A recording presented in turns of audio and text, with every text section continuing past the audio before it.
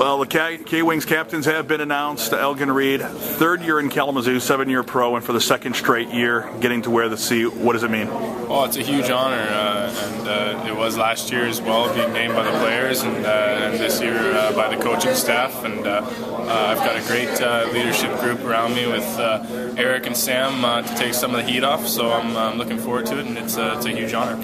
In a strange way, is it a little easier coming to the captaincy from the beginning of the season? I mean, last year we waited a little bit to do that, but the three guys that are here, I don't think it would matter if you had a letter on your jersey or not. You kind of led by example to begin with. Well, I think that's one thing you really need to focus on. I know last year when it was a little more thrown into the fire, so to say, I guess, or so to speak. It was a little tougher this year, starting fresh. I think we've got a lot of new faces, and I'm looking forward to the challenge. And like I said, we've got a lot of experienced guys, and I think one thing you focus on is not changing who you are on or off the ice. You've been given the letter for a reason, and I'm just going to continue to do what I do. One guy that hasn't changed throughout the years, and Nick Bootland may not remember, but it is year number 5 in Kalamazoo. In fact, no place in your career have you spent more time in one city than in Kalamazoo. Yeah. The 5th year here has to be pretty special. Yeah, definitely. It's a great opportunity, and it's a great group of guys, so we're looking forward to a great year.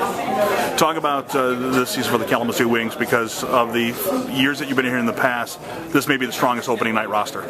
Yeah, I think so. I mean, we don't have any weaknesses. We got 2 great goaltenders, solid decor, and tons of forwards that can score, but we also can play physical. So top to bottom, we're looking really good, and it's just a matter of putting ourselves through the paces and getting it right.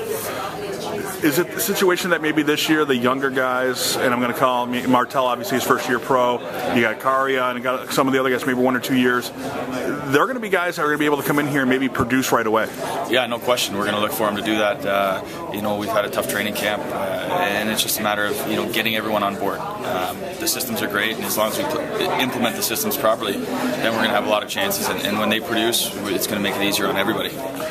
We'll talk more about it in a couple of weeks when we do the ECHL podcast, but what does it mean to you? Does it mean anything that you are now 3rd all-time in ECHL games played and the active leader? It means I haven't improved very much, apparently. I'm still here. But longevity is good in an industry that doesn't. No question. I didn't really know about it until you mentioned it, but it's fun. I get paid to play. I get to be with my family from about noon on. So it's really, the quality of life is awesome. Plus I get to be around a great group of guys and kind of stay young. So it's a great honor, and I just want to stay healthy this year and be able to continue doing what I do. 3rd member of the K-Wings assistant captain or captaincy is the assistant captain Eric Kattelus. And when we look at maybe the surprise of the group, just because of years pro, but a guy that, as Nick mentioned, on and off the ice, you lead by example. Yeah, that's what Booter mentioned to me yesterday in the locker room, and obviously it's a tremendous honor. I was kind of surprised at the time, but he just said that the energy and the life that I bring to the locker room is just helpful, and it's contagious, and